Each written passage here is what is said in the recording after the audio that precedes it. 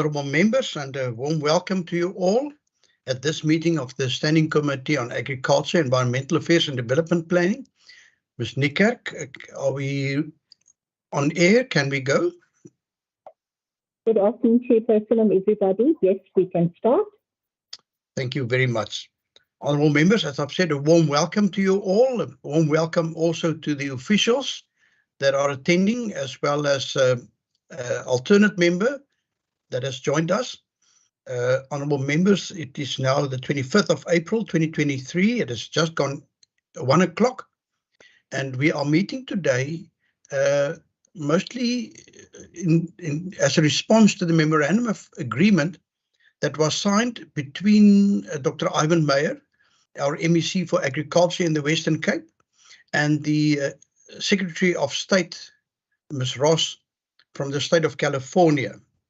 Now, the official responsible for international relations and who has been very instrumental in the design and signing of this international agreement is Dr. Trotsky from the department, and therefore a special word of welcome to Dr. Trotsky, who will be presenting to us this afternoon as well. Honourable members, this is also in preparation of our intended visit to the state of California in May of this year, and we are really trying to see to what extent can we get the most value from this visit for agriculture in the Western Cape, because that is our mandate. Can I just give the members that are all online an opportunity to introduce themselves, and perhaps if we could start with the two ladies. Thank you, Chair. Kayla Murray, member of the committee. Thank you. And our alternate? Matlodi Maseko, an alternate for this committee. You are most welcome, Honourable Maseko, and we're looking forward to you also joining us on our international excursion. Over to you, gentlemen. Afternoon, Chairperson, afternoon, officials. Sean August, member of the committee. Good afternoon, Chairperson. Derek America. Good afternoon, Chair. Good afternoon, members and all officials present. Pet Maran, member of this committee. Thank you very much. And then I'm ably being assisted by first our procedural officer, Ms. Shireen Niekerk, who has put a lot of work not only into this afternoon's meeting, but also in the preparations. I think we all owe already a big thank you. And then also Ms. Nomfundo Mshumpela, and from IT, I see Ms. Candice Morris has also joined us to see that everything is in order and that we can proceed seamlessly. I've received apologies from the following. The first is from the MEC, Dr. Ivan Meyer, but then also the head of department, Dr. Sebo Petsa. And then I presume, Ms. Niekerk, you have discussed this with the Honourable Murray, that Honourable Murray may perhaps not be joining us, as he is not part of the delegation that will be visiting the state of California. Is that correct, Ms. Niekerk? You are correct, Chairperson. I have chatted to Member Murray, but he has indicated that he will be attending this meeting. Good. So let's hope that he will, in due course, also join us. Thank you very much for that.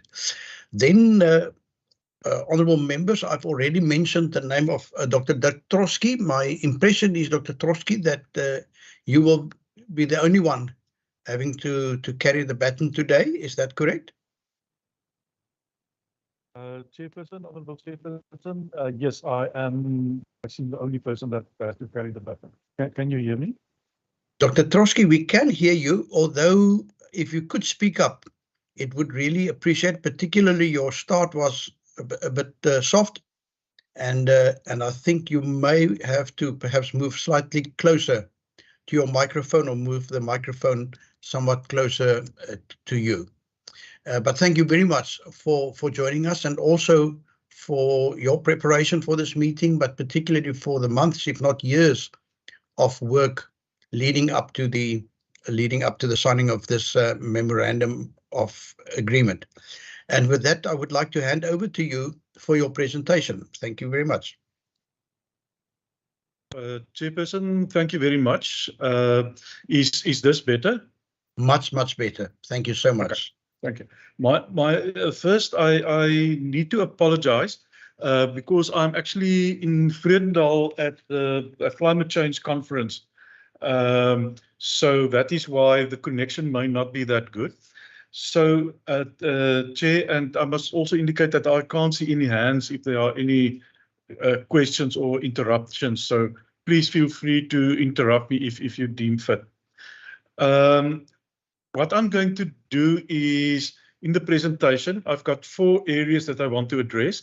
The first is the recap of the presentation of 22 February last year, when I did the presentation to the Standing Committee on this agreement. Then I'm going to go through the bilateral agreement. I'm going to have some highlights on the Minister's visit to California, and then I will indicate our plans for the next year or so as part of this agreement. In terms of the recap of the presentation of 22 February, these are all slides that I shared with you at that stage. I think the first one is that there are 6 areas with Mediterranean climate in the world, and the Western Cape and California are 2 of these regions, and the Western Cape is one of the smallest of these regions. So it makes sense for us to link to other areas. The second is that California, if it was a country on its own, would have been the 5th largest economy in the world. So it is a substantial economy, substantial resources, and evidently, if we can share between these resources, it may be valuable. It also produces 1/3 of the vegetables of the US and 2/3 of the fruits and nuts of the United States.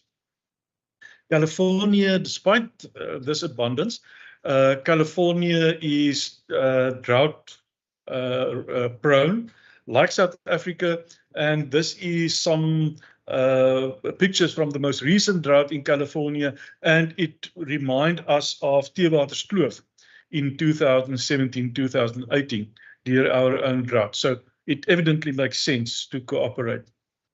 In terms of the road leading to the agreement, there was an agreement signed in April 2001 between the province and the state, and agriculture was included there, but also education, public management, social services, tourism, etc.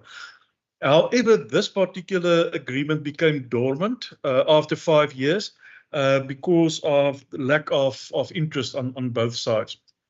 So on the 15th of August 2019, Secretary Ross and the delegation visited the Western Cape, and they were very eager to enter into an agreement or a letter of intent, or sign a letter of intent or something like that.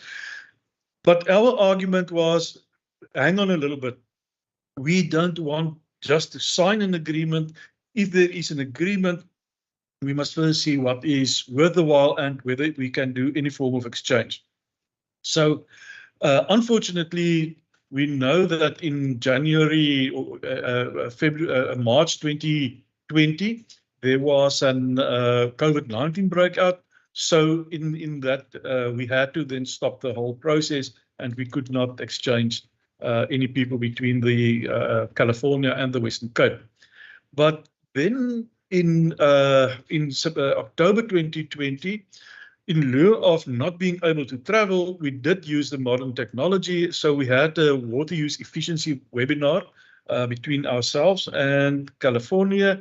And on 20 July 2021, there was a climate smart webinar also on this topic. And based on this, we then decided, listen, there is clearly synergies between California. There's an intent to cooperate. So we then developed the bilateral agreement, and that bilateral agreement was signed on the 11th of March 2022, and it was signed virtually. So Minister Meyer signed in Cape Town. He was sitting in Dorp Street 4 on the 7th floor, and Secretary Ross in Sacramento, and it was virtually signed and the documents exchanged. The goals of this agreement is the exchange of information on climate change mitigation, to connect academic institutions to further research and collaboration, and further the use and availability of climate-smart agriculture technology and on-farm practices to improve soil health, water use efficiency, etc. The objective is to create a flexible framework and to expand the exchange of information on farm practices and technologies, as well as to work collaboratively to further international engagement by sub-national governments on climate-smart agricultural activities. And I will come back to this particular one that we are furthering as a result of Mr. Meyer's visit to California. So the areas of cooperation that was identified was to improve water use efficiency, modeling the impact of climate change on the agricultural sector, in other words, to better understand, exchange of information regarding policies and regulations, governance models and documentation, intergovernmental and international visits involving policymakers, regulators, academic institutions, and businesses, joint activities such as organization of participation in seminars, and facilitation of innovative partnerships, bringing together parties from public, private, and academic entities. So the whole wide range of partnerships. And then there was a list of very specific actions. So we agreed that the participants will facilitate joint webinars, 1 to 2 annually, bringing representatives of government, academia, and agriculture to focus. Then the participants will aim to conduct climate-smart agricultural policy missions to one another's country. And this is also one I'm going to come back to. And then the participants will contribute to relevant conferences, trade shows, and other knowledge-sharing activities in California and in the Western Cape. What is not included is the exchange of funds and no obligation of funds by either participant. So there is no money in this agreement. The principle is that each partner will cover all costs by the partner that incur that particular cost. Employees will work under the orders and responsibilities of their partner to the agreement and manage its own employee relationships. I think that is very important, that we not only focus on what is included in the agreement, but what is also not included in the agreement. So the Minister's California, the visit to California, it was the last week in September that the Minister went to California. With the Minister on this photo is his media liaison officer, Mr. Daniel Johnson.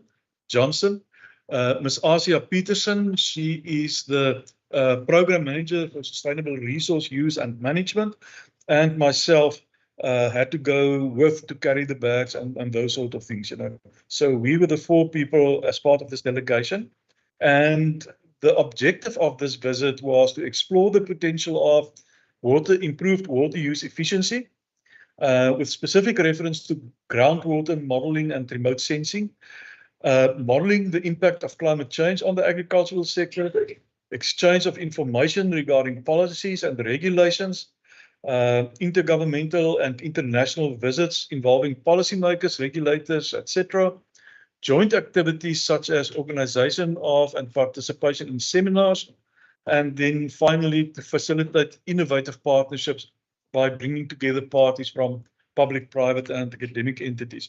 So the objective of this visit was to explore all these possibilities and see what is possible and what we can take further.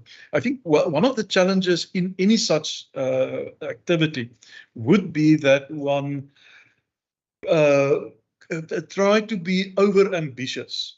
What is important is that one have 1 or 2 projects or deliverables that one can focus on, and not have a list of 20 or 50 activities that one try to intervene.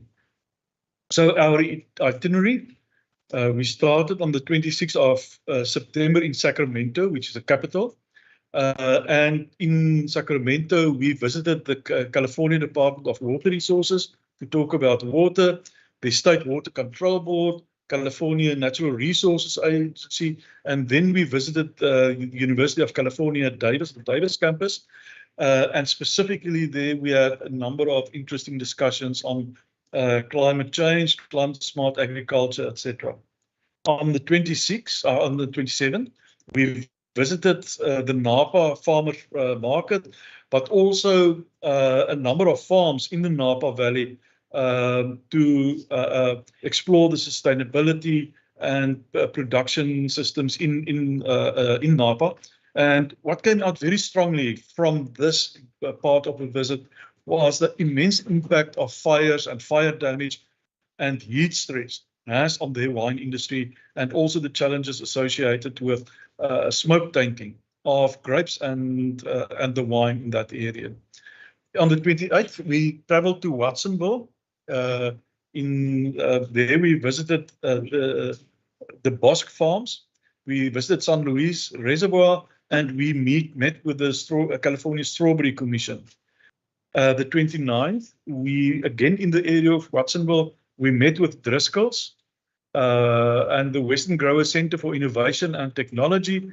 And this particular photo was taken at Driscoll's and their research farm, where they do groundbreaking research on cranberries and different berries and those sort of things. So there's definitely something that we can learn there. And Driscoll's has also made investments in the Western Cape in 14 farms that they've already bought in this area, specifically focusing on blueberries. And because in the Western Cape, we've got a very specific 2-3 weeks window with blueberries that Driscoll's is trying to fill with product from the Western Cape. And then on the 30th, we had the meetings with Senator Ross and the California Farm Bureau, that is like our Agriculture Western Cape, Secretary Ross and the California Department of Agriculture. And then the rest of that particular day, we focused on the California Office of Emergency Services and California Fire, and we visited some of the sites where they had major fires and interruptions and things like that. So based on that, there were 3 main conclusions. That is Mr. Meyer with the chairperson of the California Fire.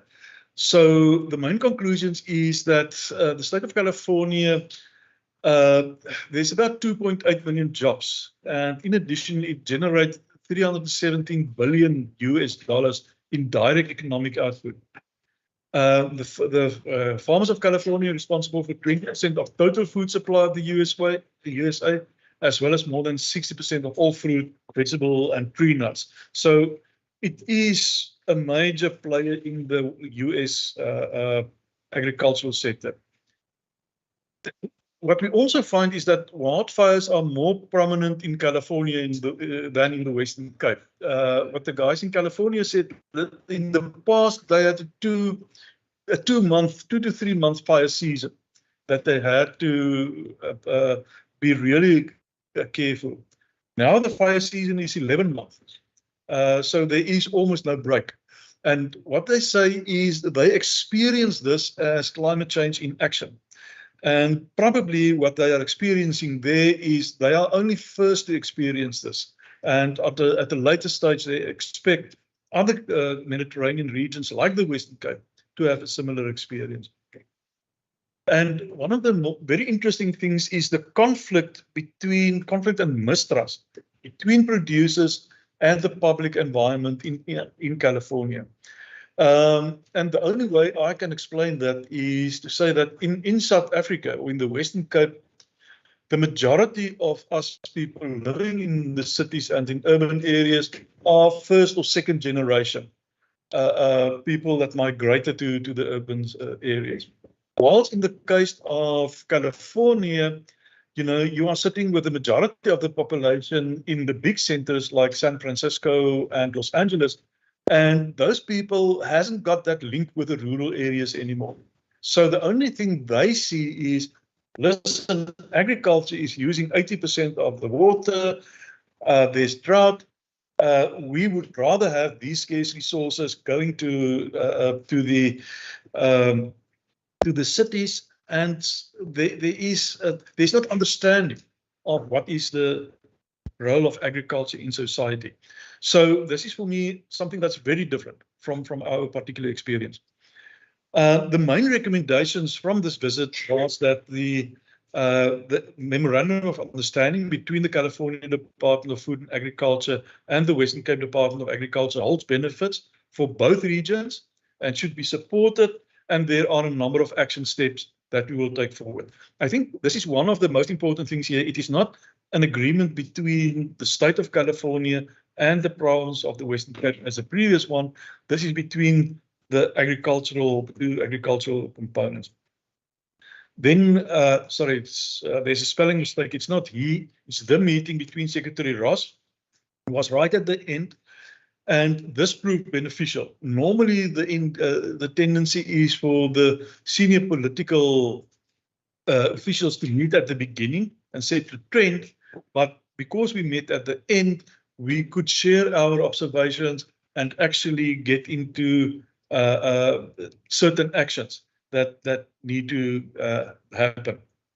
So the key recommendations from that meeting, and this is between Minister Meyer and Secretary Ross, the folks here, was that we should convene a technical workshop in conjunction with Holdcrow and other industry role players on the management of the invasive PSBH. That is becoming a real problem in the Western Cape. One of the key things that came out of that is that a Mediterranean Agricultural Summit to be held around COP28. So, and we are currently in the process of not only having this Mediterranean Agricultural Summit between Western Cape and California, but also to rope in other Mediterranean regions into this exercise.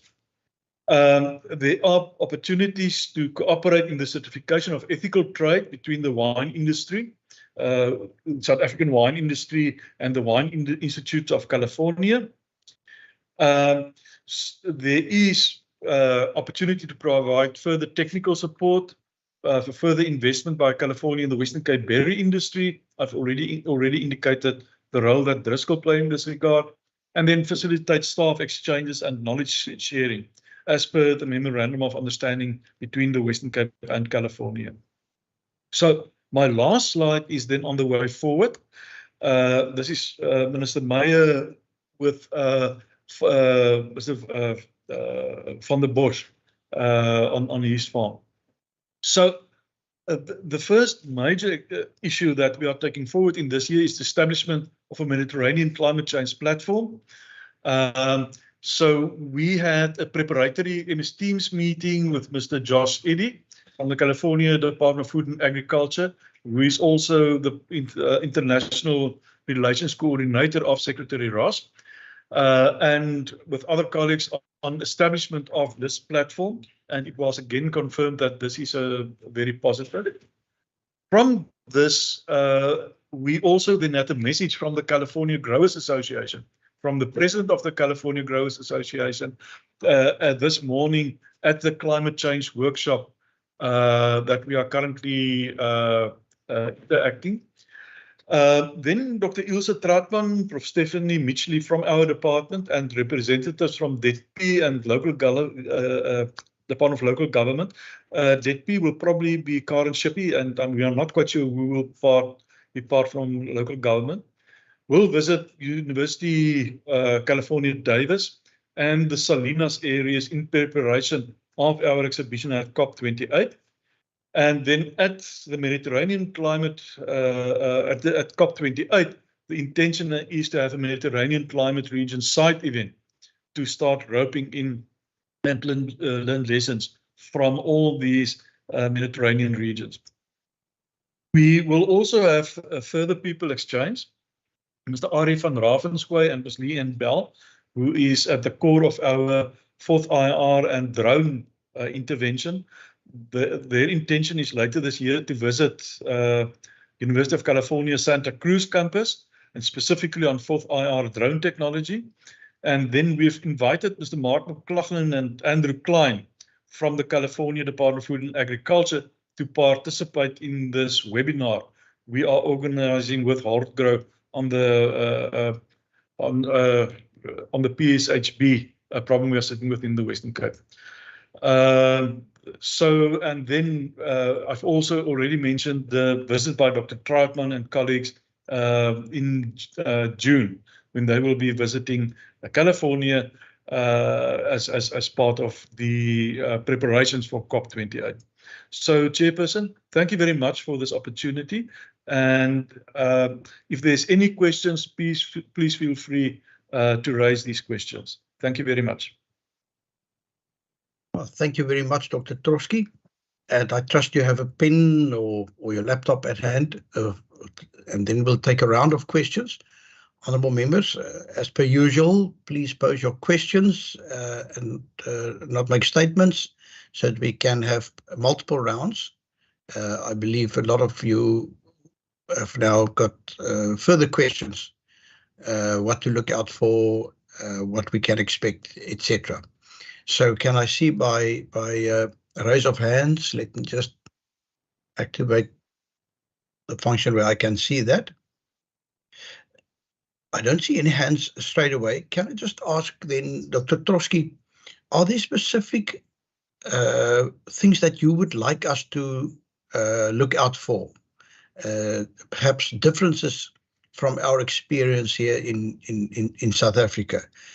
For example, you know, for us, job creation is quite important, and I presume that in California, you know, with their low unemployment rate, that they make use of a lot of mechanization. Perhaps it's a area where, you know, we may differ from their experience.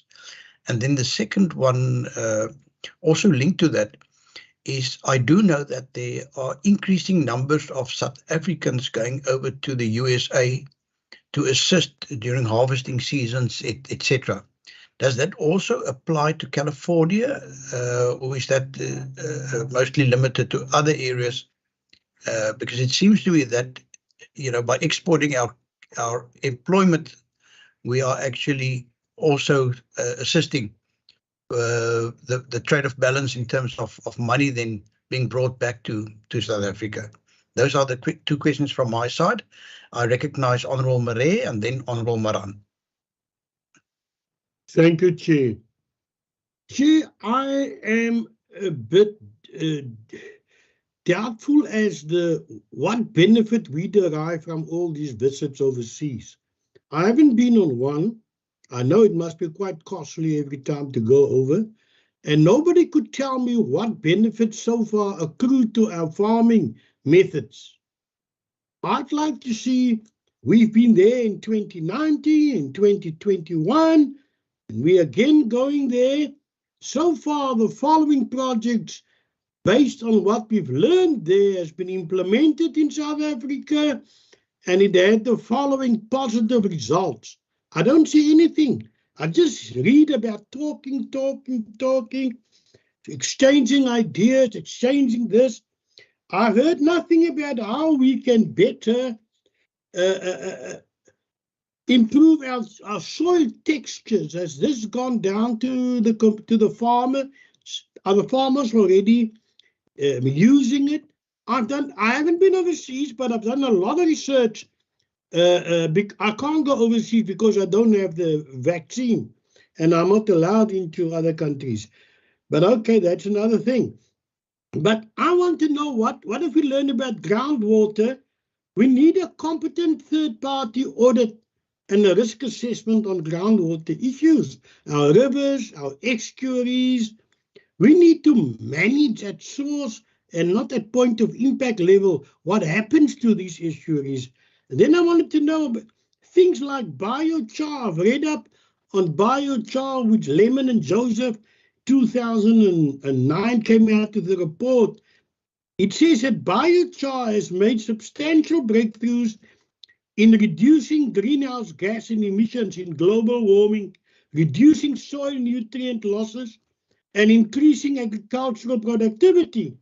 It's made of crop straw, animal manure, fruit pits and twigs, and you can make your own biochar, but even in drums or in trenches. This is what I want to hear. I don't want to hear we exchanging ideas. What ideas? What have we learned from them? There's a lot of other things I want to say, like solar tunnels for climate control. We can plant stuff we can create solar tunnels and feed all this into the grid, electricity grid. Now, what have we learned so far from overseas visits that we implemented successfully in the Western Cape and increased productivity? Thank you. Thank you, Honorable Maran, and then Honorable America. Thanks, Chairperson.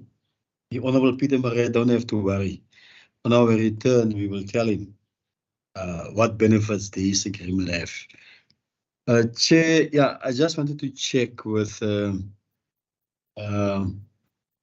Ms. Trotsky, just to tell us what to expect when we arrive on that side. We now know that California is basically the same when it comes to climate as ours. We know now that they got 400,000 of hectares of grapes. Whether it's harvesting time now on that side or not, we know now, especially when it comes to the grape season, we have basically come to the end of that particular season. We now know, for instance, that the grapes of Chile will hit the market. And that's one of the reasons why South African, especially in the table grapes industry, have decided to have earlier crops so that they don't compete with the grapes of Chile. Whether the Californians, whether they export that grapes, and if they export to which markets, and whether we as South African farmers compete with California in terms of those markets. Also, Chair, water usage. We know now, for instance, wine grapes, table grapes use per season, like in 6 kiloliters of waters per hectare. What is the usage on that side, and how we can learn from them to use lesser water than we currently use? We know that this province is when it comes to water, water is scarce, and we have to use it very wisely. So I just wanted to check in terms of that, how we basically use their water, the type of soil that we are having. We know ours basically in some areas it's sand. And I think in a previous meeting, what we've said, it was said, for instance, when you irrigate on sand, that water just disappears. Whether there's stone, whether there's just sand, just what we expect, we have to expect when we arrive on that side. Thanks. Thank you, Honorable America. Thank you, Chairperson. Chairperson, my question is that in little more than a year's time, the AGOA agreement comes up for review. Perhaps, if you could have a sense of should South Africa's duty-free importation to the United States be revoked, what impact that will have on our agricultural exports from the Western Cape to California in particular, and how, what role we, whilst we are there, could possibly play to mitigate such an eventuality should it come to pass. Thank you, Chair. Thank you, Honorable America. An excellent question, because I can just imagine that, some of the USA farmers may perceive us as perhaps competition. So please, Dr. Trotsky, if you could just give us some guidance on that one. And therefore, over to you for all these questions. Thank you, Honourable Chairperson and members. Thanks for these questions. I'm going to quickly focus on the issues that was raised. The first one, Chair, by yourself, the differences. I think although the climate is very similar, there are substantial differences between what is happening in the United States, well, in California and on our side. And it is not only because people are driving on the wrong side of the road. So one has to learn to look not left, right, left, but the other way around. So what is important, I've already referred to, for me, one of the main observations was the difference in the perception of farming and agriculture.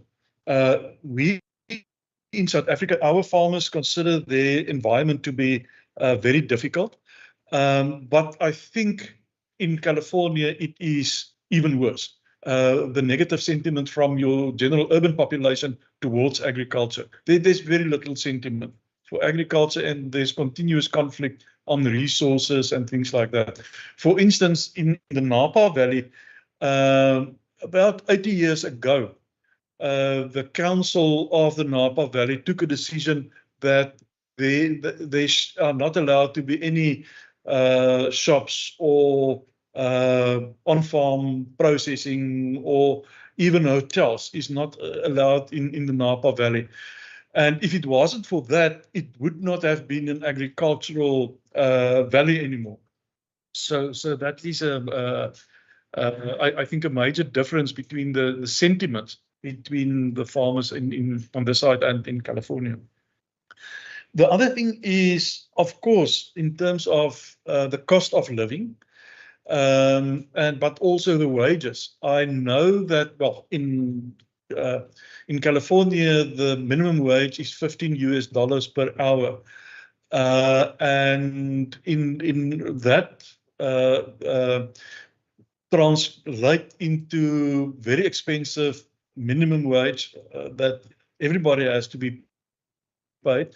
But it also gave rise to that if you don't earn an income of $40,000 per month, you will be struggle to get accommodation and making a basic living in a place like Sacramento or in San Francisco, etc. So the cost of living is extremely high, but the wages are also extremely high, which give us in South Africa, to a certain extent, a competitive advantage. Yes, of course, that lead to these high wages, lead to mechanization. And that is why there are certain things that we can learn in the application of those technology under our conditions. We must remember that about 80% of all farm work in California is done by immigrants, and 70% of those immigrants are illegal in the USA. So that creates an immense problem for them. And it also means that their incentive is to mechanize various pieces of equipment and things like that. What that means for us is two things. The one is that South Africa has traditionally been a net importer of agricultural technology. So those types of technologies will inevitably end up on our market. And we can either ignore it, or we can adopt that technology and embrace that technology within the context of our own situation, our own unemployment rates, our own skills levels, our own transformation targets and things like that. That is unique to South Africa. So for us as government, the question is then, how do we, what do we put in place so that these types of technologies are adopted and lead to a positive outcome in our particular objectives that we want to put on the table. And the second is, Chairperson, as you correctly indicated, there is a large number of South Africans are actually moving as seasonal workers under the H2A visa permission to the United States to work on farms there for between 6 and 8 months. And yes, there are quite a number also in California of people in working in the space. And what I understand from that when you went for your visas to the US consulate, this was also discussed with you. So that is something to look out for. In terms of the questions that Mr. Marais posed, just one correction, Member Marais, that this is, there were not a lot of visits. This is the first visit that I know of in the past decade or two, where a delegation from Western Cape Agriculture went to California for particular purposes. All the other activities and interactions were via webinars that we organized on particular topics of relevance to us. So the purpose of this particular visit was exploratory and to see where are the opportunities. And as I indicated, what we intend to do then in terms of practical measures is to say, okay, in terms of climate change adaptation, how can we work together and exchange information, but also then to get to practical implementations. And one of the practical implementations is about the short-haul border, the webinar that we are actually going to organize later this year. And in California, they have got very similar problems. And there are lessons that we can learn from them on how to mitigate this challenge and how to prevent it. So, okay, that are the first two questions. And then Member Maran.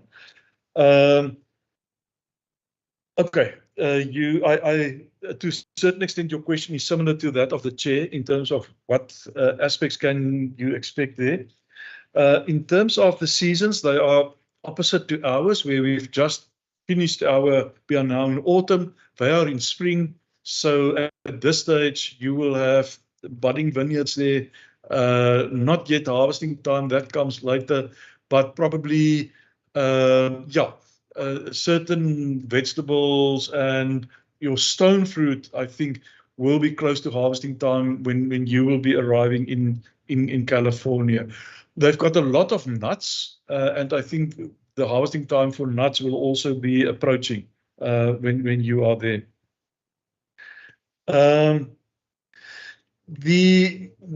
In terms of water usage,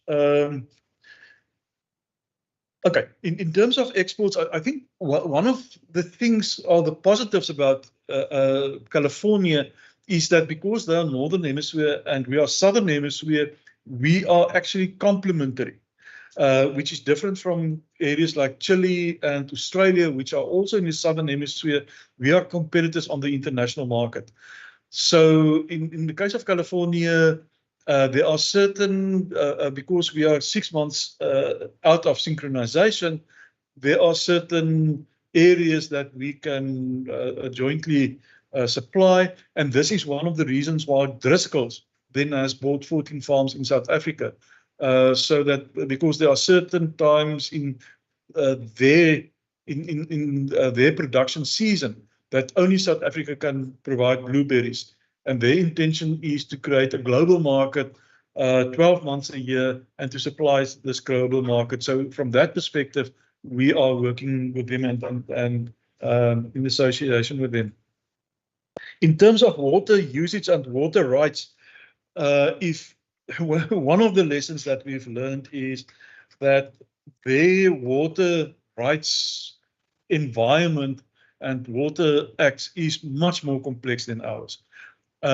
In South Africa, the majority of water licenses give the holder of that license, everybody, the same rights to water. But in California, that is not the case. So there they've got a very much grandfather set of situations. In other words, I think their first Water Act was in something like 1928. So that act cemented the water rights of the people who had rights at that stage. Subsequent to that, there were other water rights was issued or established through various processes, but your original water rights has always got the grandfather rights or situation. So we were on the farm, this Del Bosque farm that I showed you the picture. That farmer had, for the past 2 years, he did not receive a single drop of water from government schemes. He had to make other plans, get some water from people with grandfather rights who were prepared to sell those rights to him, or that allocation for a particular season or a particular month. However, that came at an immense cost. So the implication of this is, if you do not have established water rights, you can only farm with very high value crops. So that is why this farmer is in the berry industry, and he's got his own farm stall and things like that. Okay. What that also means is that, to a certain extent, some of these farmers are very efficient, but I am not convinced that we are so far behind in terms of water use efficiency through things that we are doing with our Fruit Look and those sort of initiatives. So our farmers are very much in competition, but there are areas for cooperation. Remember, America, in terms of the AGOA arrangement, yes, I've seen in the chat box, it is not an agreement, it is an act. And the problem with an act versus an agreement is negotiated. So in other words, there's a give and take process. So although there are normally escape clauses in such an agreement, it cannot be stopped at any given time. There's a process to end such an agreement. In the case of an act, the act can be amended or withdrawn at any time, given the situation in the importing or the country that has actually legislated the act. Now, in the case of AGOA, we are really worried.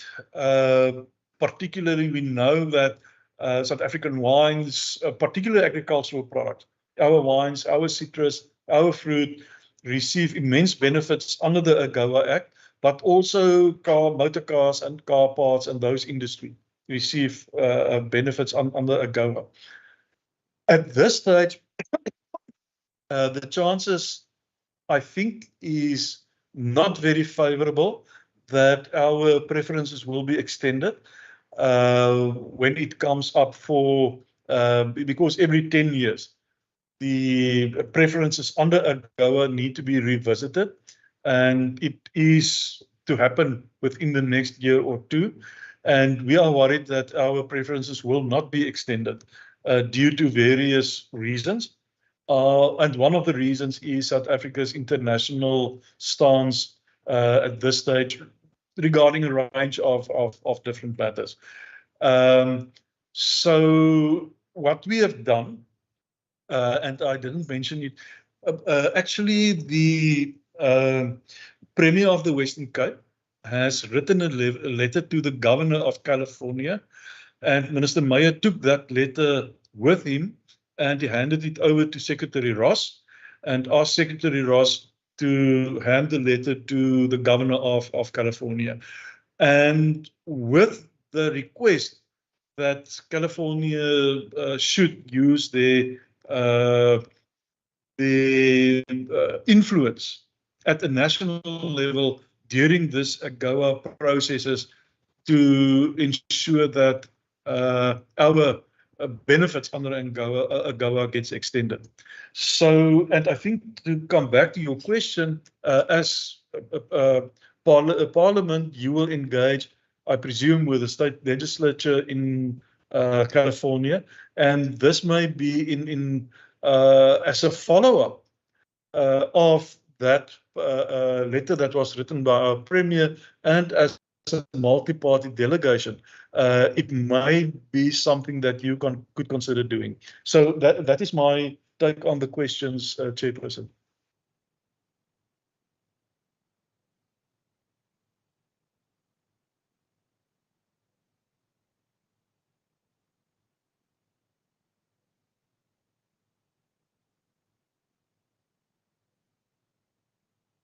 Chairperson, I don't Chairperson, know. are you with us? Yes, I'm with you. I think we've lost the The chairperson. chair, seems the chair is not with us. Yeah, maybe, we've lost the chairperson. Honorable Moran, you have a follow-up question you'd like to pose? But you can't be an alternate and just come and take over the chairperson. So, That's an alternate. I'm a full member of the committee. are you a full member? Yes. Okay. Look, no, thanks. I'm just joking, Honorable America. We are going to America. Thanks for the responses by Mr. Toski. I just wanted to check and you've spoken about the minimum wage, but they've also spoken about the $40K. If you don't earn that amount of money, you will not make it on that side. Does it include basically farm workers? And have I heard correctly, you were saying $40,000 per month? Or is it $40,000 per year? Is that it, Honorable Maria? Dr. Trotsky, if you want to respond to that, please. I've also thanks Chairperson for the response. So we are going into winter. They are going into summer. So we are basically the opposite. So they, in some instances, I fully understand that when it comes to your some of the fruits, we might get them busy harvesting on some of those, and some of those might be a month or two away from harvesting season. So we fully understand when we are arriving there what to expect. So thanks very much for those answers. Thanks. Chairperson, thank you. If I can just respond to that. Okay, that was the 40. It's $40,000 per month, and that was anecdotal questions. It's not based on any specific statistics, but it is during our discussion with Josh and Secretary Ross. We mentioned this minimum wage. So yes, it was then mentioned that is more or less the basic income that a household need to survive and to afford accommodation and everything you require in California. So it is extremely expensive to survive there. And in my experience, what you will also see is as soon as labor is added to a product, in other words, it is expensive to buy an apple or a piece of meat and things like that. But as soon as labor is added to that, in other words, that apple is in an apple pie. So there's a cooking process and the process that is labor intensive. Or your piece of meat is put in a sausage or cured or in a restaurant. Then the price get very, very higher than you would get in South Africa. So yes, I think that's the answer to that question. Thank you, Thank you, Dr. Honourable Trotsky. Is the chairperson back online? Yes, my apologies. Thank you, Chair. It's really a first for me where I've lost connection for so long. Thank you for taking over. I recognize the Honourable Murray. Thank you very much, Chair. Honorable Maran assured me he's going to tell me all the benefits that we had now so far. Not a single benefit, but in any case, I'd like to know from the delegation, Mr. Chair, are we in competition with California in any way in terms of exports? Do they also export blueberries and we want to plant blueberries? And how will exchange of information be negatively affected if we now have access to California markets with a weak rand and a strong dollar? Do you really, I'm asking you, do you think that they will be inclined to share all the info about improving our production if they are in competition with us as far as production and exports? Just as something that popped in my mind. Thank you. Thank you, Honorable Maria. I think Dr. Trotsky will perhaps refer back to an earlier response of his. May I also ask, there's also the whole issue of COP.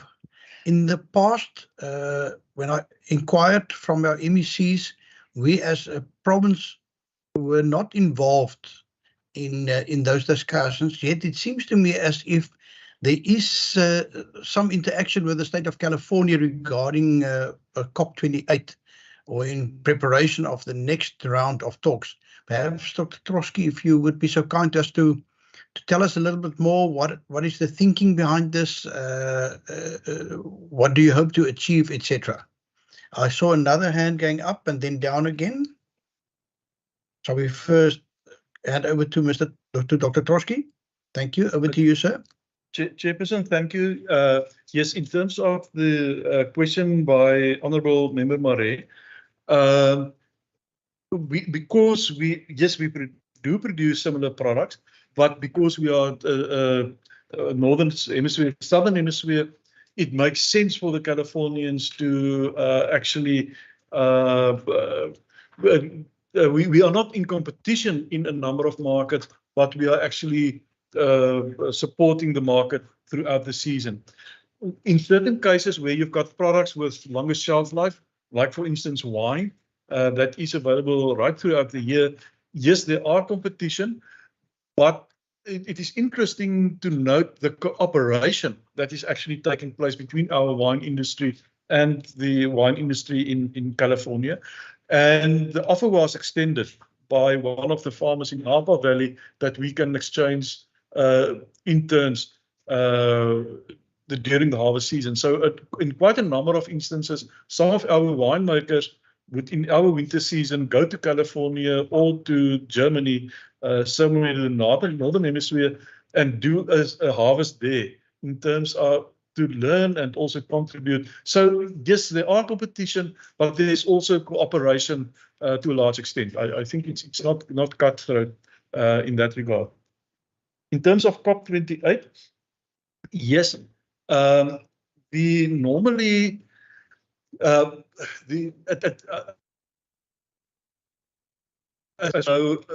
only Westgrow was the only organization from the province that attended COP27.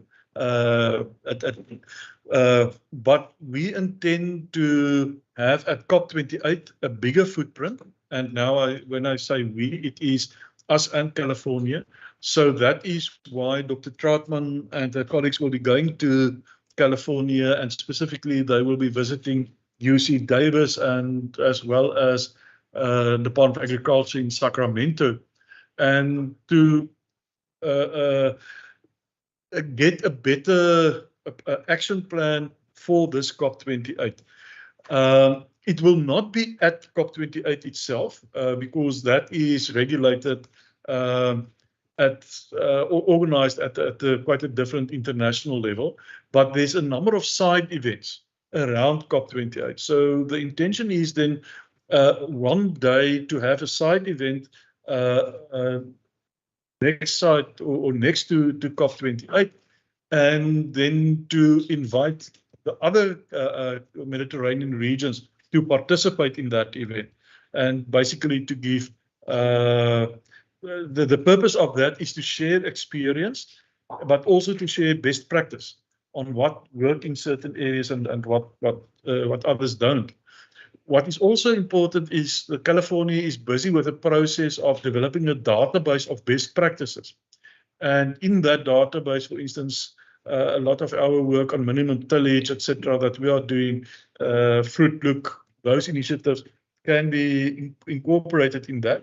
But we can also then get information from other Mediterranean regions in that database on what work in their environment, and in that process get a better exchange of information going. Chairperson, I trust this answer your questions. Thank you, honourable members. If you could indicate by raising your hands if there are any further questions. Dr. Trotsky, you referred to damages caused by smoke to fresh produce. And I do know that we also sometimes have a similar problem. I do know in the case, for example, there in the Cedarburg, where a fire ran right through and a citrus orchard. The interesting thing is that the trees didn't burn, but the grass underneath the trees burned. And unfortunately, that harvest was then affected by that. My question to you is, would that perhaps be a field where we could cooperate? How can we, can I call it wash or treat that fruit, or how can we reallocate that fruit to perhaps, like juice factories and so on, to still, generate an income for the farmers that have already suffered in terms of their irrigation systems, etc., due to fires. And then the second one is also in terms of irrigation infrastructure. You referred now to the water rights regime, which is quite complicated on that side. And I think in a sense, it's a bit heartening to know that ours is not the only one that's getting more and more complicated. But to what extent do they rely on public infrastructure for irrigation, like state-owned dams? And to what extent do they have a private enterprise developing dams and other water infrastructure? And members, please feel free to raise your hands. Over to you, Mr. Dr. Trotsky. Chairperson, just in terms of smoke, I think what is very important is that a lot of our disaster management, the actions on which our disaster management center, Mr. Colin Diner and his team is based on the California model. They use a lot of the experiences from that and implement it in our environment. And one of the principles of that is fire prevention. So, and that we find now very much in the fire and heat prevention. So, for instance, in the Napa Valley, the clearing of alien vegetation around the vineyards to prevent fire spreading, but also what they're doing is, for instance, in where they normally would use irrigation for frost, prevention of frost in their vineyards, they now use that mist generated by these type of irrigation as a process of preventing heat, excessive heat in the vineyards, and to prevent fire spreading and things like that. So the movement is very much away from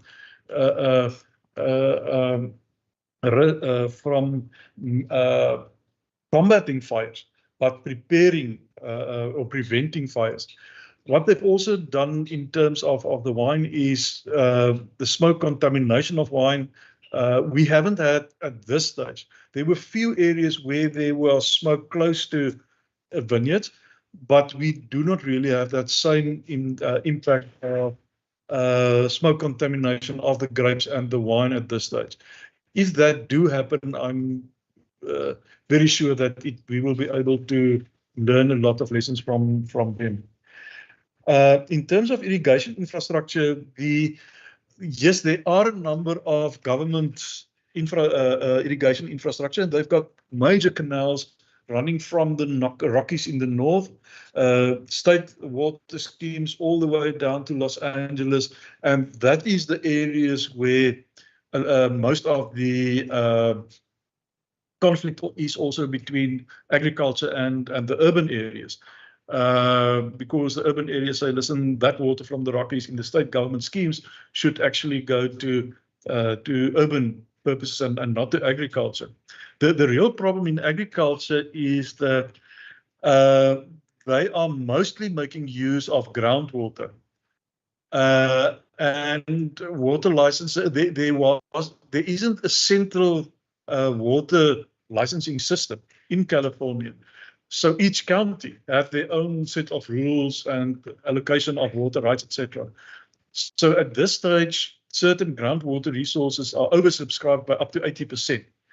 And the challenge is then to reduce the volume of water being extracted from groundwater sources. And that is mostly private intervention.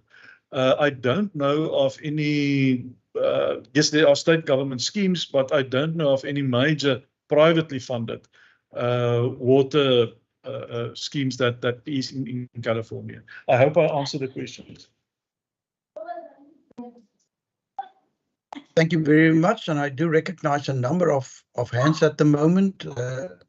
Can I first give over to the Honourable America, then Marie, then Maran? Thank you, Chairperson. Chairperson, the ministerial delegation visited the farmers market, and our delegation is also scheduled to visit the farmers market in the Napa Valley. So my sort of how I understand in my own frame of reference the farmers market is the one in Greyton, Prince Albert and other towns where small scale producers bring their produce to the market and it gets sold to the attendees. Can Dr. Trotsky perhaps just give us an idea as to what the farmers market is all about and the scale of it? Thank you, Chair. Thank you. Over to the Honourable Marie and then Maran. Thank you so much, Chairperson. I would like also to, they didn't answer my question on whether we have ever experienced or actually applied a biochar, using that to increase soil quality. High fertilizer prices make it very difficult for people, the poor or emerging farmers, to be competitive in the market. They just can't afford the fertilizer prices. So I thought that they would grab at the idea of experimenting with biochar, which I mentioned in my first question, because this can greatly increase the quality of the soil. And I do not know whether California have small farmers and how do they exist side by side with large farmers, commercial farmers. Can they eke out an existence, and what do they do? Because obviously small farmer with 50 hectares of land cannot be expected to compete with a farmer with 1,000 hectares of land. So I would like to know more. What is similar in California that we run there? If they have nothing to tell us how to assist emerging farmers in South Africa, I'm concerned about emerging farmers, colored and black farmers that enters the market, but we are brought to California where we learn how huge farmers do it. We can't do what they do. So that is the one thing. And the other thing,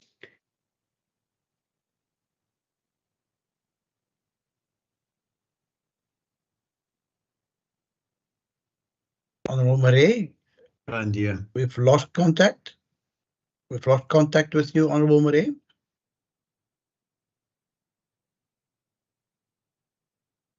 Can I then ask, for the time being, can we move on to Honourable Maran's questions? thanks, Chair. Only one question.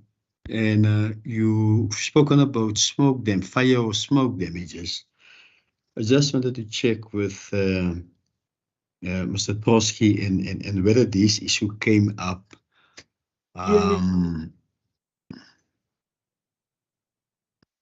Anybody there? Can you hear me?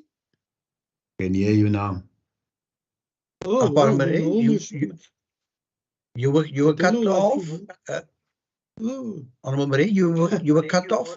We'll give you an opportunity to come back. Okay, thank you, Speaker. I'm more concerned. I know that our commercial farmers are very prosperous. They are very prosperous. I visited some of them. It's the emerging farmers I'm concerned about. What can California teach us about how to help poor emerging farmers at a time when we have electricity problems, we have water problems, we have poor quality soil problems, we have high fertilizer prices, and they expected to start a small farm on 50 hectares and keep their head above water. I'm more concerned.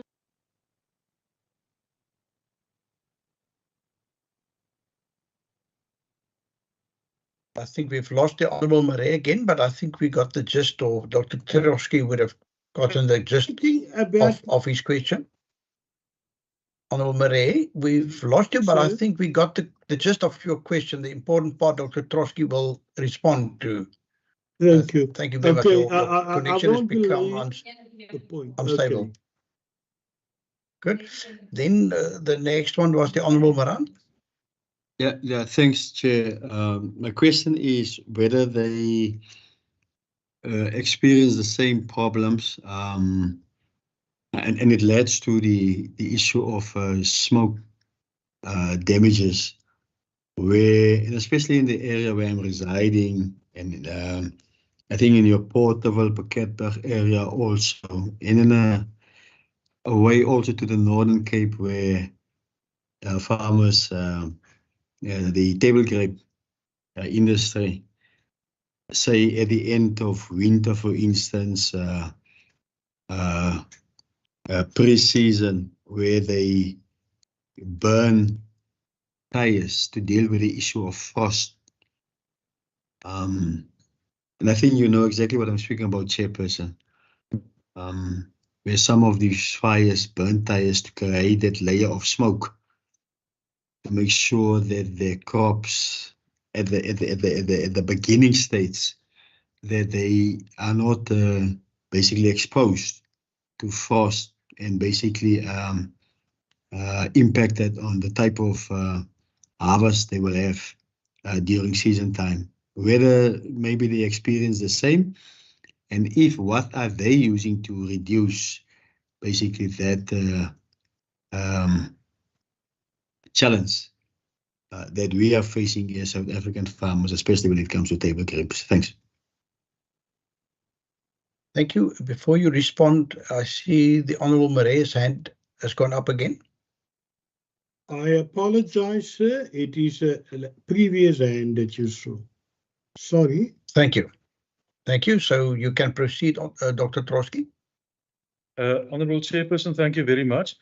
Yes, in terms of the farmers market in Napa, I think what is the important thing is what you quite often find in South Africa with a farmers market is it's not really the farmers that are selling the product, but it's quite often somebody that buys the product from the farmers or at the market and go and sell it at the market.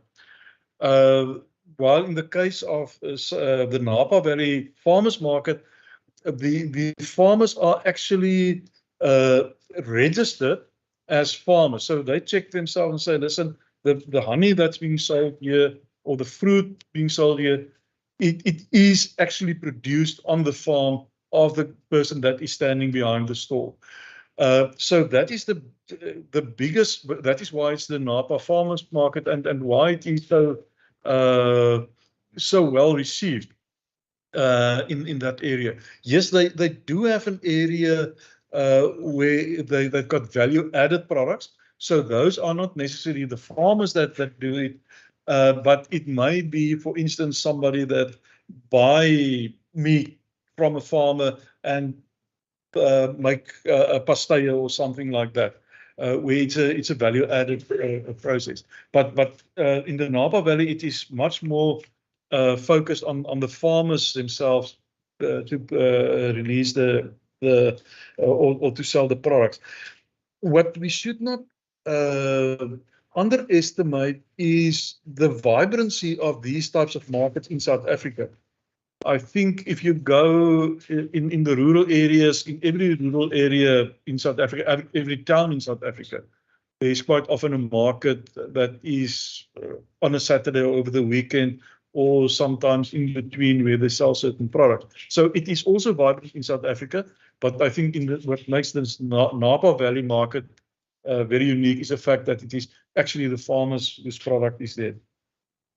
To the question of Honourable Member Marais, I think we had one visit to California. We definitely did not solve all the problems. I know soil quality is important, and what biochar is basically a principle of adding carbon to the soil structure. I'm not a soil scientist, but that is one measure of adding carbon to the soil to improve that.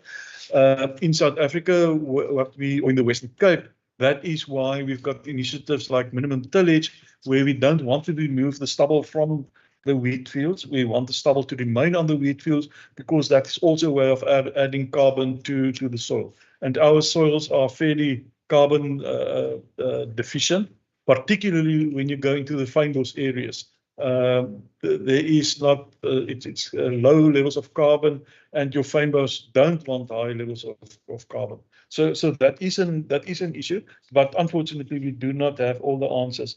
And I think the same apply to smallholder farming in California. California don't have a land reform program.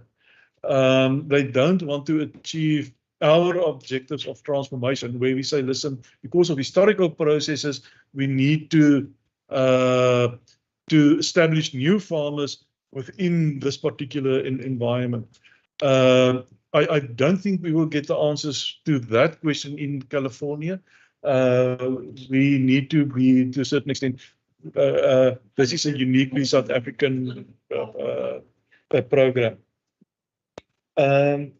Member Moran, in terms of your question on frost and burning tires, yes, well, that is the interesting observation that I referred to just a little bit earlier. In California, I don't think their environmental legislation would allow them to burn tires to combat frost. But what they've done there is they have,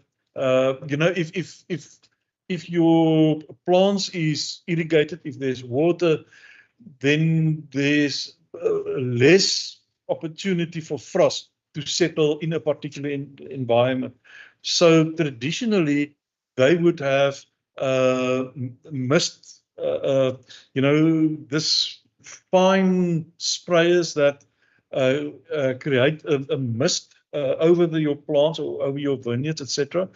They would use that to mitigate or to prevent frost, but they are actually now using that as an heat to protect your grapes in summer months against heat waves and things like that. So, this is a clear indication of climate change, where they've almost moved away from the problem of frost to mitigate heat waves. And incidentally, they could use the same type of equipment to manage both. Chairperson, I hope I answered your questions. Thank you very much, honourable members. I do not recognize any hands at this stage. Dr. Trotsky, if you you've now spoken about the farmers market, but we know that when it comes to agriculture, there are a lot of processes involved from the farm to the table.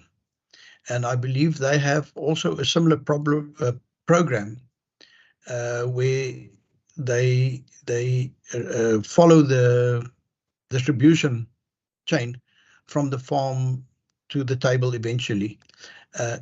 Would you be able to perhaps just expand on the work being done in this regard there? And secondly, what we also know is that farming produce needs to be moved from the farm eventually to where it is either being exported or where it is being consumed. So are there any lessons that we can learn? Is there a main form of transport also on roads with big trucks, or to what extent are they able to, like we did in the old days, transport agricultural products via rail, etc.? Because I presume that while California is one of the biggest producers of fresh produce and particularly fruit and vegetables, that the biggest markets, some of the biggest markets in the USA might be on the East Coast. If you could just inform us regarding your observations in this regard.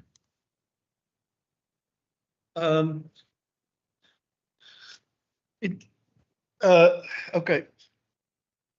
This is one of the areas that we've identified where there may be opportunity for synergy, and that is in the certification process. And the reason why this is so, traditionally, you as a consumer would buy from a farmer, so you would have a relationship with that particular farmer. But nowadays you buy from a supermarket and you actually do not know what is the history of that apple that you bought, or how it was produced, and from an ethical and environmental perspective and things like that. So, and that is where in South Africa, we've actually got very good certification systems in Vita and CISA and those sort of systems. But from an ethical trade perspective, there is opportunities between our industries and the industries in California to compare notes and have a better system globally. Because, you know, what is working in, so part of the problem in this environment is a proliferation of systems. So there's a number of instances where you've got, we've got a Vita certification system in South Africa, but the people in the UK or in the USA don't necessarily know what it stands for. So there may be an opportunity and a scope here for one common certification system that is internationally recognized. And this is something in this whole farm to fork process where one can say, okay, what is happening on the farm and in the distribution system to the fork, you know, that is also, that is part of this process, is to have a traceability and certification in place throughout the value chain, and certain areas where one can then have a quality control in this whole process. So that's the one. In terms of the transportation, there is okay, your rail system in the USA was very much privately developed. So interestingly enough, there are certain gaps. For instance, it is, if I understand correctly, it is very difficult to travel from the the Canadian border down right to Los Angeles on a train. Yes, there are railroads, but at certain stages you have to move from one train to the next. So in terms of transport, yes, there are certain fresh produce being transported, I presume, per train. But we were astonished at the number of trucks that was actually used to transport, basic things like nuts and fresh produce, etc.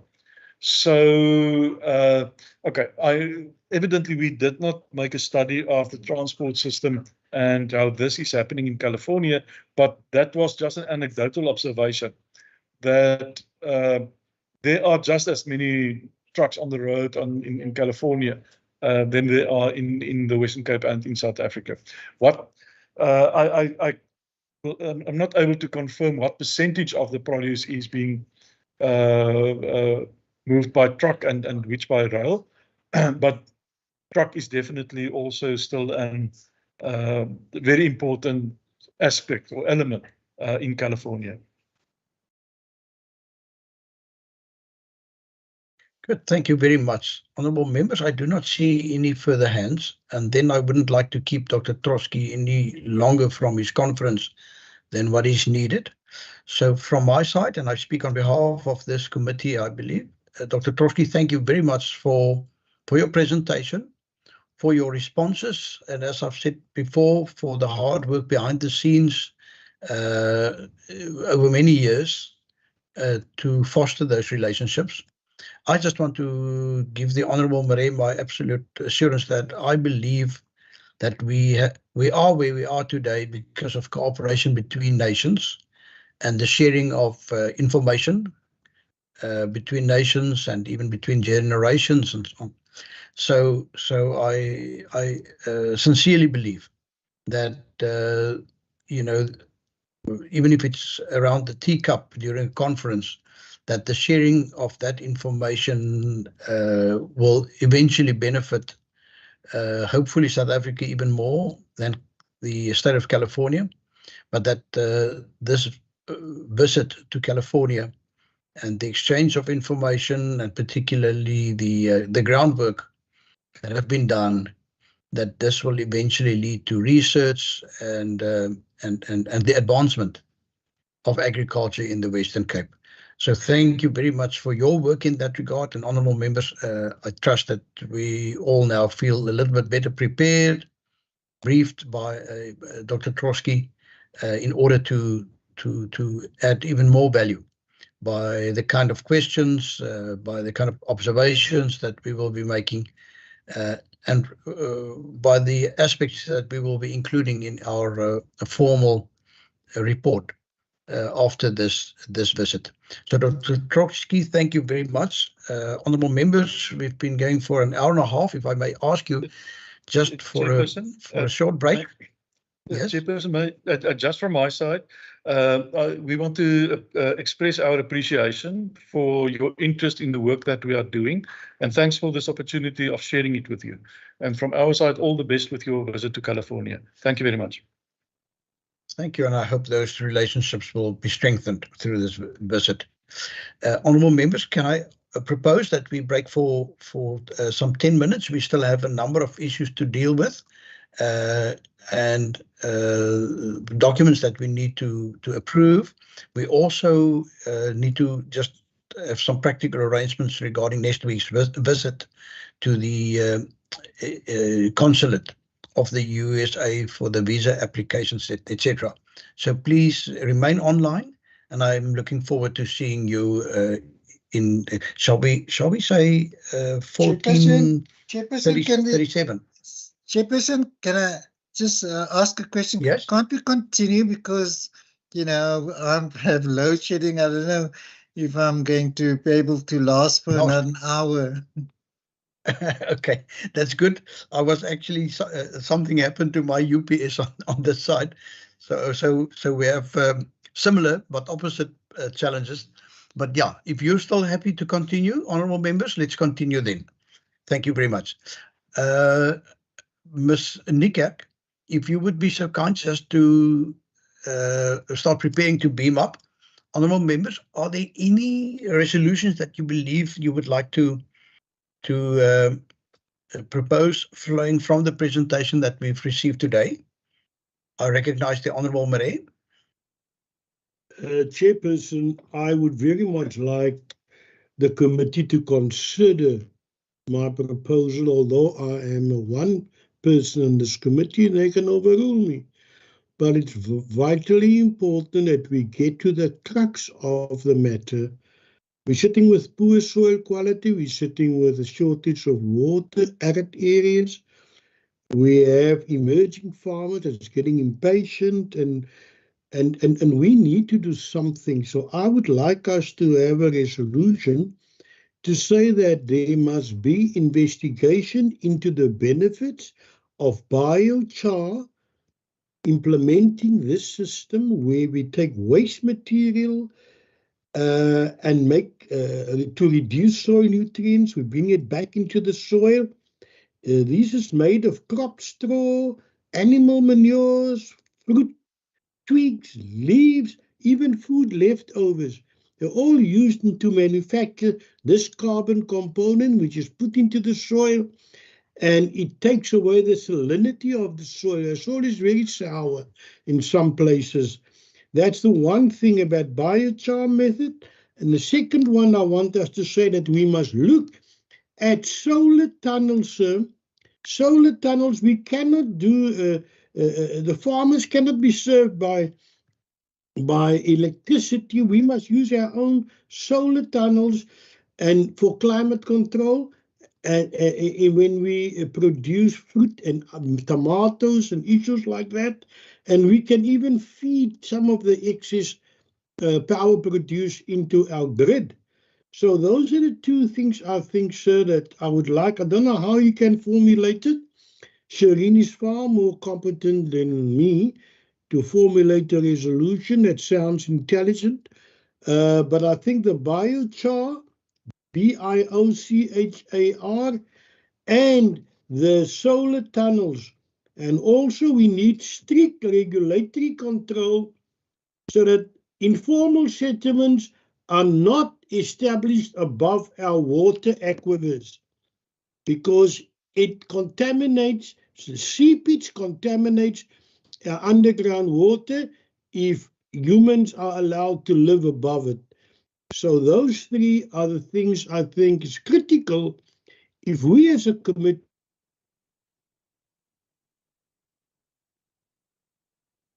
Oh, there we've lost you again, Honourable Murray. Honourable members, if I understood Honourable Murray correctly, I think it will be converted into a question, a resolution that we request the Department of Agriculture to inform us regarding the potential for biochar in enhancing soil quality for agricultural aims or goals. And then also in terms of perhaps water contamination, how important is it for agriculture to have a clean water, and whether, you know, we run a risk of perhaps not being able to export fruit that are that have been irrigated with water that is not of sufficient quality. And then lastly, regarding his question on tunnel farming in tunnels, perhaps we can just ask the Department of Agriculture to also inform us regarding the use of tunnels and whether the capital outlay of tunnels is justified in terms of greater proceeds from produce produced in those tunnels. But if we could come back to California, honourable members, are there any resolutions that you would like in this regard?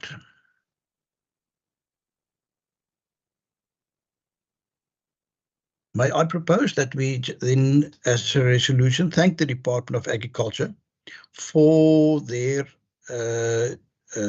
endeavours, their actions to reach out to other countries and other regions from which we can learn for our agricultural, to the benefit of our farmers, and that we therefore thank them and encourage them to continue by gaining international best experiences and sharing that with our farmers.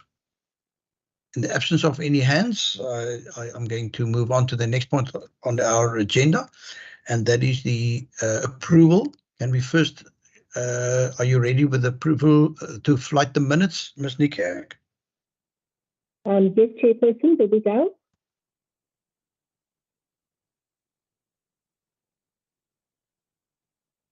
Thank you, honourable members. There you see the minutes. Perhaps if you could just pause a little bit there at the attendance register. That's Tuesday, the 11th of April. That's our meeting of 2 weeks ago.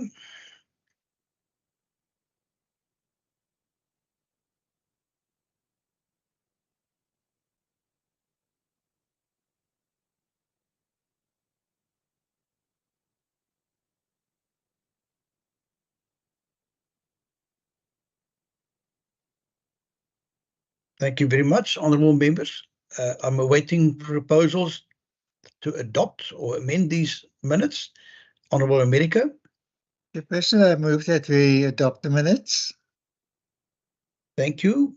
Honourable members, are there any support? I see the Honourable Maran is unmuted. Support, Chair.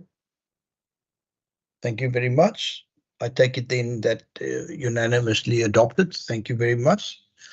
Ms. Niekerk, the next item that you would like to flight is, I believe, the consideration and adoption of the draft committee annual activity report. It's quite a lengthy report that Ms. Niekerk has compiled. I've been able to go through it in detail, and I must say I've found it fascinating to read about all our activities over the past year or the previous year. So in advance, thank you very much to Ms. Niekerk. This must have taken a considerable time to compile. Honourable members, I think it's a little bit too long to really go in detail through all the various pages. It's a 6-page document. It has been circulated before.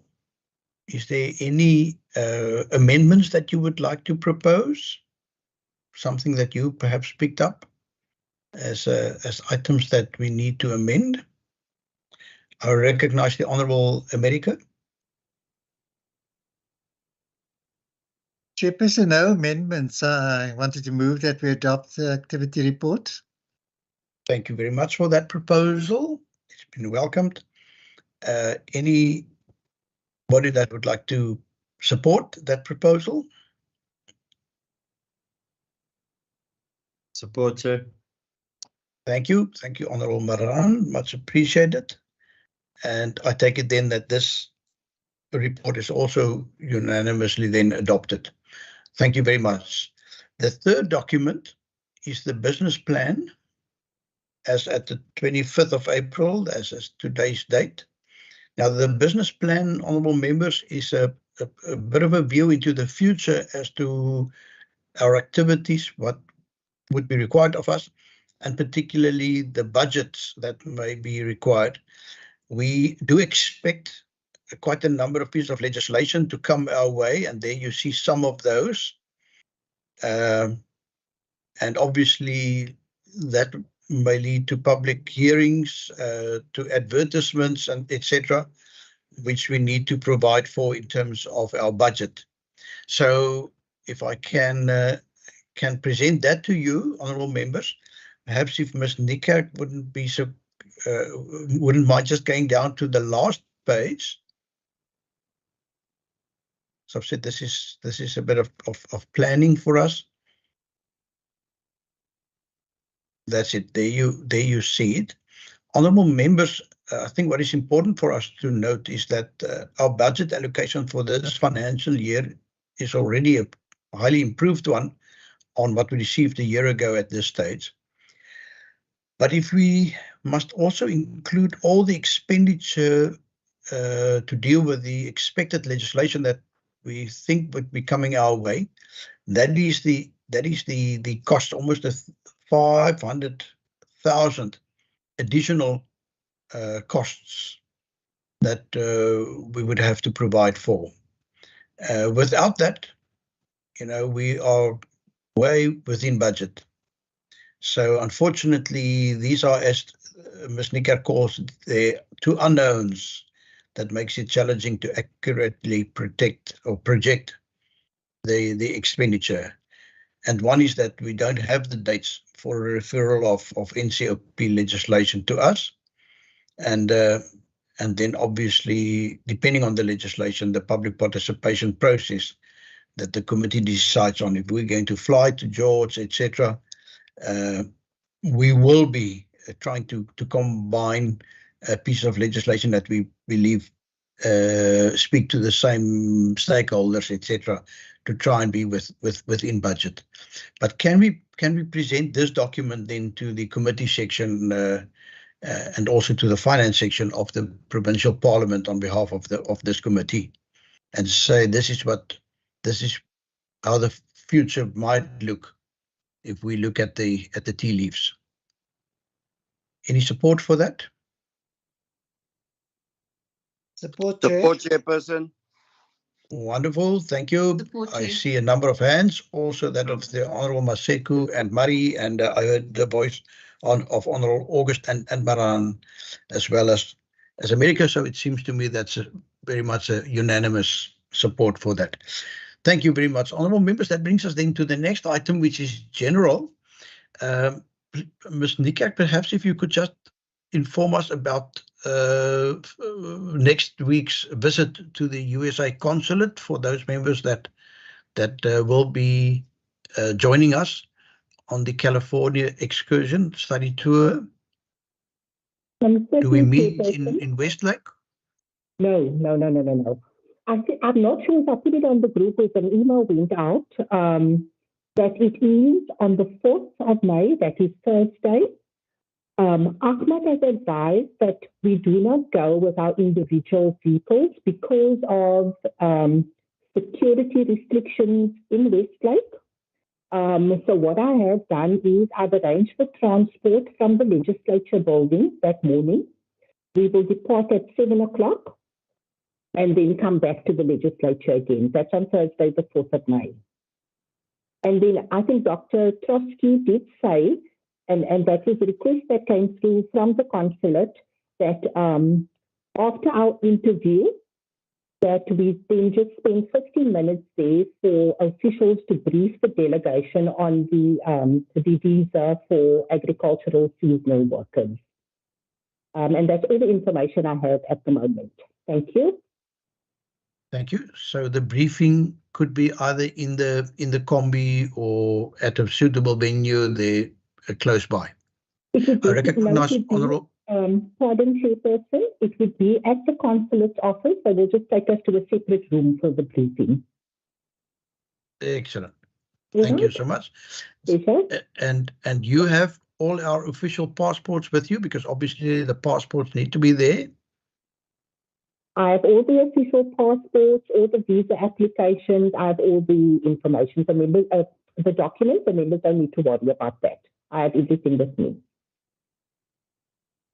I recognize the hands of Honourable August and then Maran. Yes, Chairperson, thank you very much. I'd like to ask Shireen, I stay basically 5 minutes away from the consulate. So next to the consulate, there's a Pick n Pay. Is it okay if I park there and the van just picks me up and I'll communicate on the site? If you say we're leaving at 7, what time should we be there? Because I'm not going to go into town through all the peak and then coming back basically 5 minutes away from our home. So that's the one. And then secondly, is there no injections we need to take or anything before the flights? Thank you, Chair. Maran? Chair, no, I think at some stage I've missed Serene, but I accept when she spoke about 7 o'clock at 7 o'clock in the morning. Am I correct? Good. Yeah, she will respond. Ms. Nika? Okay, thank you, Chairperson. In August, certainly we can connect you at the Pick n Pay. I will just communicate the time again and double check, because it was set up by Ahmad and he's on leave this week, but I will communicate that to members. As far as I know, there are no injections needed for this visit, none at all. And then remember, Madam, 7 o'clock in the morning, not the evening. So Yeah, no, I confirmed. just wanted to check, Chair. I've heard the Honourable August spoke about traffic, not driving into traffic towards To town. the, let's say, to town, and then I'm also considering my options now, whether I should drive to straight to Westlake and park somewhere where the Honourable Sean August will park, or whether I will drive to town. But when we get closer to that, I will make up my mind. Thanks, but I will communicate with Sarin in terms of what will happen. Okay, thank you very much, members. And obviously, you know, if you're waiting at the gate to the consulate on foot and you want to just jump there into the combi, no problem. But I think it's just important, and please let's take Mr. Nikerk's nerves into account, and not and all be in time for that appointment. Honourable members, that is only 7 days before we leave. I'm a bit concerned about us cutting it so finely, but Mr. Patience is confident that that we will all qualify for a USA visa. Honourable August, I see your hand is still raised. Is it a legacy hand? Hold that, Any Chair. I'll other- drop it now. Any other issues, honourable members, that you would like to get clarity on before we close this meeting? Yes, Chairperson, None? apparently, I think maybe Shireen can send that to us on the group. But this doctor said 40,000 per month, and the expectancy, the cost of living is high there. So I'm sure Shireen will apply her mind in terms of how things should develop moving forward on that side. Thank you, Chair. Yeah. I can just say the cost of living in California, it's so high that some people, even people that I know, will be, when they retire, be moving to other states in the USA where the cost of living apparently is so much lower than in the state of California. So yeah, this is an interesting aspect that we're not always in South Africa so aware of. Honourable members, thank you very much for your attendance. Thank you for your active participation. Looking forward to seeing you either on other platforms, other meetings, or not later than that next week, 7 o'clock, when we will leave for the USA Embassy. And a great day to you all. Thank you very much. The meeting is adjourned.